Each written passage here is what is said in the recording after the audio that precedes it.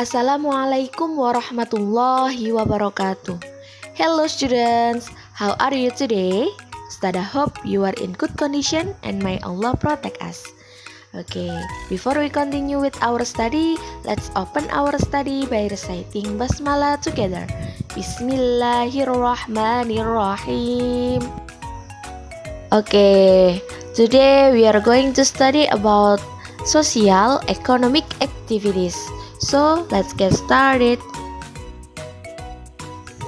Economic activities atau aktivitas ekonomi, yaitu kegiatan yang dilakukan manusia untuk memenuhi kebutuhan hidup. Macam-macam kegiatan ekonomi: produksi, distribusi, konsumsi. Produksi adalah kegiatan menghasilkan barang atau jasa untuk memenuhi kebutuhan. Nah, orang yang melakukan kegiatan produksi disebut produsen. For the example, petani garam, petani, nelayan, tukang jahit, dan juga penyanyi. Distribusi yaitu kegiatan menyalurkan barang dari produsen ke konsumen. Orang yang melakukan distribusi disebut distributor.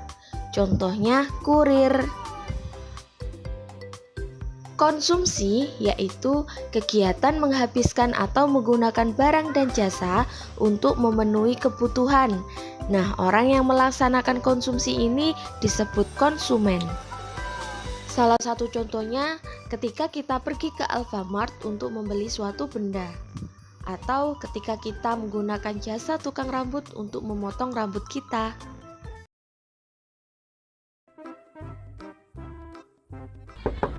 Sumbangan paket Asia.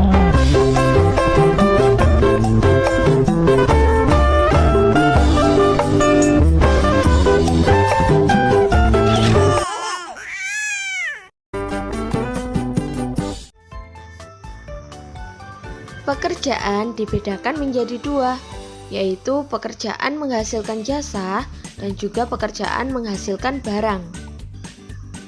Pekerjaan menghasilkan jasa yaitu suatu pekerjaan yang pelayanannya bisa dinikmati oleh orang lain.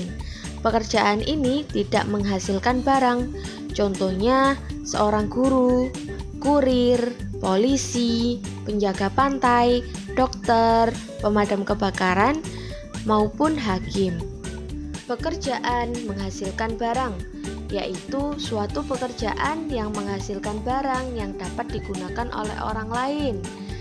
Contohnya pelukis, petani garam, petani, nelayan, pengrajin, koki, dan juga penyanyi.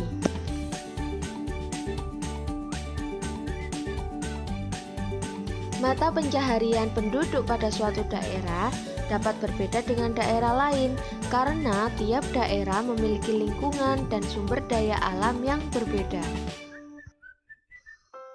Pekerjaan di daerah pantai atau waters area.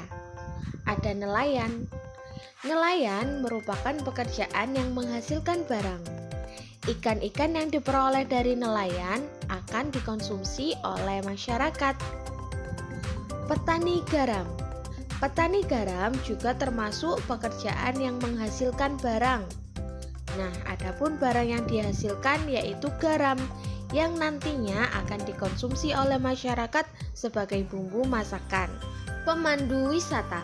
Pemandu wisata merupakan pekerjaan yang menghasilkan jasa. Nah, pemandu wisata ini tidak menghasilkan barang, akan tetapi menemani dan membimbing para turis untuk berwisata. Penjaga pantai juga merupakan pekerjaan yang menghasilkan jasa. Pekerjaan di daerah dataran rendah atau lowland area. Ada petani, peternak yang juga menghasilkan barang seperti telur dan juga daging. Pengrajin juga merupakan pekerjaan menghasilkan barang. Sangat banyak contoh dari pekerjaan ini, namun Ustadzah mengambil contoh salon. Nah, salon merupakan pekerjaan dalam bidang jasa. Sedangkan penjahit merupakan pekerjaan dalam bidang barang atau menghasilkan barang. Pegawai atau karyawan merupakan pekerjaan yang menghasilkan jasa. Pekerjaan di daerah dataran tinggi. Ada petani, peternak, pekerja perkebunan, merupakan pekerjaan yang menghasilkan barang. Adapun jasa antar dan jasa wisata merupakan pekerjaan menghasilkan jasa. Karena untuk mengantar fruit, mengantar vegetables, dan lain sebagainya. Banyaknya keberagaman mata pencaharian dalam aktivitas ekonomi menjadikan kita mudah untuk memenuhi kebutuhan sehari-hari. Nah, kita juga harus menghargai pekerjaan setiap orang sesuai dengan keberagaman yang ada di Indonesia. Let's read together. In our life, we always imagine about our dream. Dream has connectivity with effort. If we want to reach our dream, so we should do hard to make it come true. As Indonesian, our dream cannot divide from Indonesian basic state, that is Pancasila. Wala tufsidu fil ardi ba'da islahiha, and do not make any distractions after Allah repair it.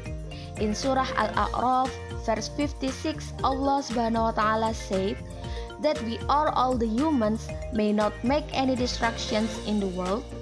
It means that what we do and what we want to do must be obey the regulation.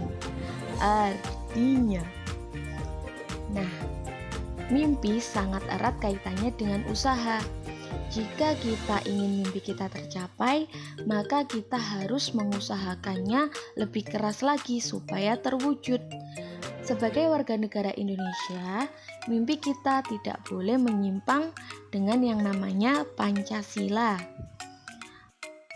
Allah Subhanahu wa Ta'ala berfirman, jika semua manusia tidak berbuat kehancuran di bumi, itu berarti apa yang kita lakukan dan apa yang kita inginkan sudah mengikuti peraturan. Answer and write at your tempo. The first, what dream you want to choose? Apa mimpi kalian yang ingin kalian pilih? Second, why do you choose that profession? Mengapa kalian memilih mimpi itu? After that, take picture and send to Ustadzah. I think enough. Hopefully this is beneficial for us. And let's close our study by reciting Hamdalah together. Alhamdulillahi Rabbil Alamin. Okay, thank you for your attention. And the last I say, wassalamualaikum warahmatullahi wabarakatuh. Goodbye.